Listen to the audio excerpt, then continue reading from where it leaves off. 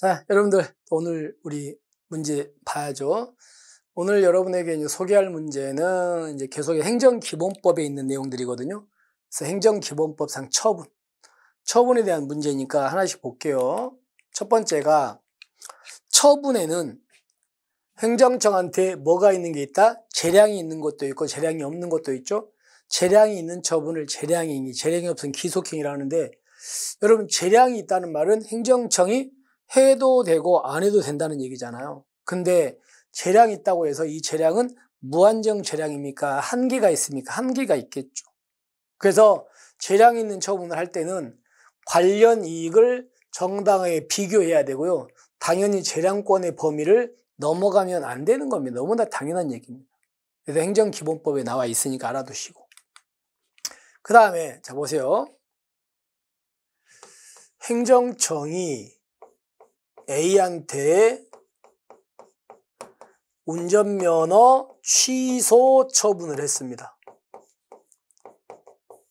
근데 처분을 했는데 얘가 만약에 잘못된 면허 취소야. 잘못됐다. 그럼 우리는 이거를 하자가 있다고 얘기를 하거든요. 잘못됐다. 근데 하자는 크게 나눠가지고 이 잘못이 너무 심하면 그거는 무효예요. 무효. 그 다음에 얘가 가볍다. 그러면 무효가 아니라면 취소 사유라고 하거든요. 근데 여러분들 무효라면 애초부터 무효라는 말은 효력이 없다는 거죠. 그러니까 무효니까 얘는 효력이 없는 거야. 근데 취소 사유는요. 이 말은 무슨 말이냐면 나중에 이제 권한 있는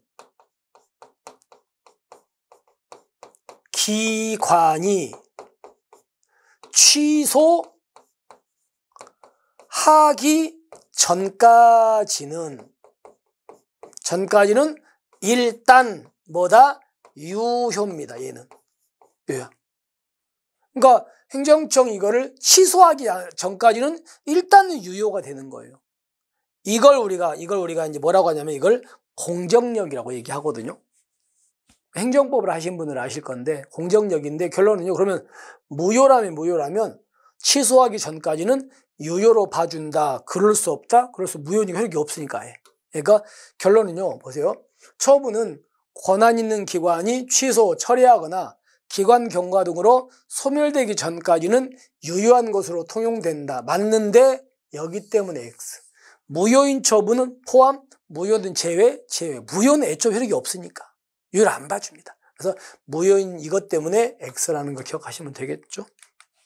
그 다음에 행정청은 법령 등의 위반 행위가 어떤 사람이 법령 등을 위반했으면 위반행위가 끝났는데 그때부터 몇 년? 5년이 지나면 해당 위반 행위에 대해서 뭐 할 수 없다?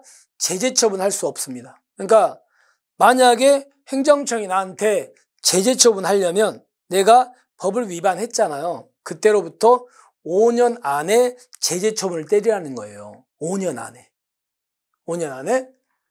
자, 근데 문제는요.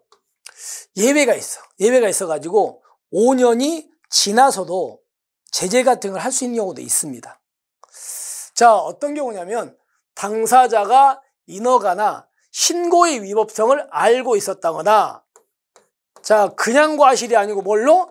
중대한 과실로 알지 못한 경우. 이런 경우는 5년 지나서도 할 수 있습니다. 보세요. 내가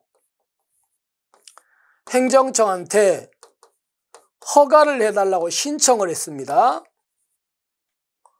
신청을 했어요. 그래서 이제 행정청이 나한테 허가를 해줬다고요. 근데 나중에 이 보니까는 이 사람이 허가 신청을 했는데 이 사람이 허위로 요건이 구비가 안 됐어. 그럼 이 허가를 나중에 이제 뭐 하겠습니까? 취소 같은 거 하겠죠. 인허가 취소하는데 문제는 이 사람이 잘못된 걸 알아요. 알거나 또는 이 사람이 모르는데 중대한 과실로 몰라. 그럼 그때는 5년이 지나서도 이건 취소할 수 있는 겁니다. 아십니까? 이런 말입니다. 따라서 자, 위법성을 알고 있었거나 중대한 과실로 알지 못한 경우는 5년이 지나서도 이런 처분을 할 수 있다. 아시겠죠? 이렇게 되는 겁니다. 그래서 일단은 여러분들은 잘못됐습니다. 그 다음에 자, 행정청은 당사자에게 권리나 이익을 부여하는 처분을 취소. 그럼 보세요. 행정청이 A한테 권리나 이익을 부여한대. 그럼 이거는 침해입니까? 이 사람이 수익입니까? 수익적 처분을 한 거죠. 수익적 처분을 했어요. 수익적 처분. 근데 이게 이제 나중에 보니까 잘못된 거야. 잘못됐다고 이거를 뭐 한다? 취소한다는 겁니다. 그럼 보세요. 이거를 해줬다가 취소해버리면 이때는 A의 뭐가 깨집니까? 신뢰가 깨지겠죠. 그러니까 이 사람의 신뢰가 깨지는 겁니다. 대신에 이거는 잘못된 거니까 잘못된 걸 취소하는 것은 당연히 법에는 적합할 거 아닙니까?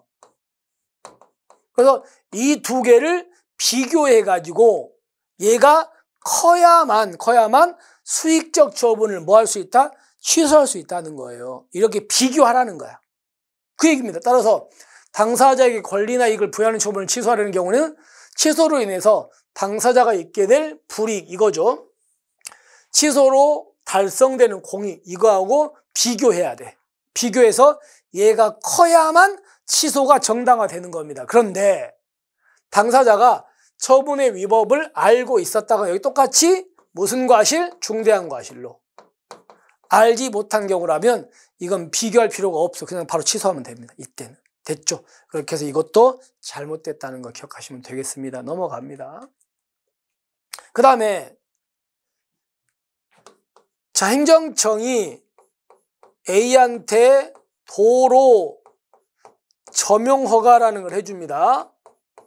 여러분들 도로 점용 허가 이건 뭐 시험은 아닌데 도로 점용 허가는 이거는 특허거든요. 특허고 얘는 재량행위입니다. 그러면 재량행위는 무조건 해줘야 돼? 안 해도 돼? 안 해도 되거든요. 근데 대신에 안 해도 되는 거니까 여기다가 너 점용료로 100만 원을 납부해라. 이렇게 부관을 붙여서 해줘도 상관없겠죠. 안 해줘도 되는 건데 부관을 붙여서 해주는 것도 상관없잖아. 그러니까 재량행위라면 부관을 붙일 수 있습니다. 법의 근거가 없어도. 근데요, 기속행위라면 무조건 해줘야 되는 거거든요. 무조건 해줘야 되니까 원래 부관은 못 붙여. 무조건 해주는 건데 물 부관 붙입니까? 근데 예외가 법의 근거가 있다면.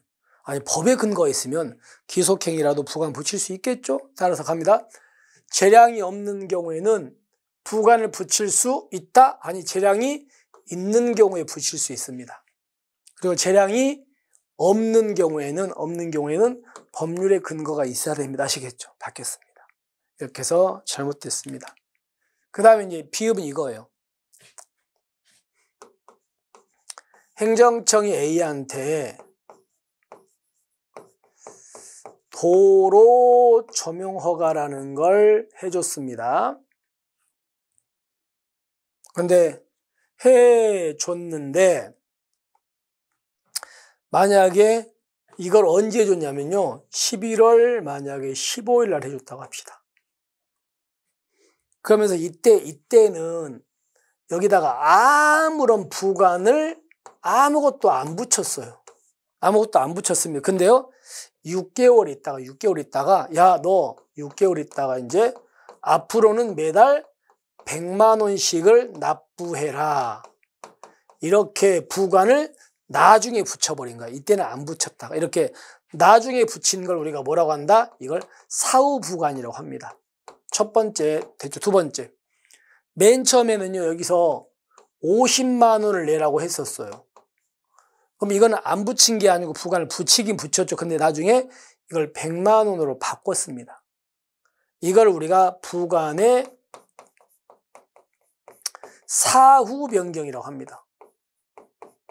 다시 한번, 부관을 안 붙였다가 나중에 부관을 따로 붙이는 게 사후부관.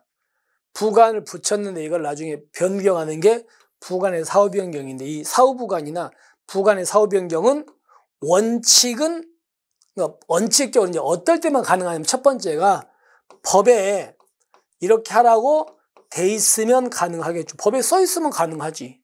두 번째가 이 A 있죠. A, 상대방이 뭐 하면 가능하다? 동의하면 가능해요. 그리고 세 번째가 사정 변경이 생겼습니다. 변경이 생겨가지고 이걸 사후부관이나 부관의 사후 변경을 하지 않으면 목적 달성이 어려운, 이렇게 세 가지라면 그때는 가능하다, 이렇게 돼 있습니다. 법조문에. 따라서 사후부관이나 부관의 사후 변경은 법률의 근거가 있는 경우하고 당사자 동의가 있는 경우에만 허용된다? 아니에요. 뭐가 변경된 경우? 사정 변경돼 가지고 사후부관이나 사후 변경을 하지 않으면 목적 달성이 어려운 경우에도 할 수 있습니다. 세 개야, 세 개. 그래서 잘못된 지문입니다. 그럼 정리합시다. 니은의 무효인 처분은 유효라고 안 봐줍니다. 그리고요, 당사자가 인허가 신고 이유를 알고 있었거나 그냥 과실이 아니라 중대한 과실입니다. 그리고 여기도 중대한 과실입니다. 그 다음에 처분의 재량이 있는 경우라면 부관을 붙일 수 있고요, 없는 경우라면 법률의 근거가 있어야 됩니다. 그리고 사후 변경은 이거라든가 그리고 동의라든가 하나가 사정병이 세 가지니까 이렇게 잘못됐습니다. 기억만 맞죠. 자, 이렇게 해서 우리가 행정기본법상 처분과 관련된 문제를 한번 쭉 훑어봤습니다. 됐죠? 여러분께서 이제 혹시라도 틀린 부분이 있다면 틀리지 않게 다시 한번 꼼꼼히 챙기시고요. 꼭 책을 보시기 바랍니다. 자, 이렇게 해서 오늘 마무리하고요. 우리는 내일이죠. 내일 여러분에게 또 새로운 문제로 찾아뵙겠습니다. 화이팅 하시고 우리는 내일 뵙겠습니다. 수고하셨습니다.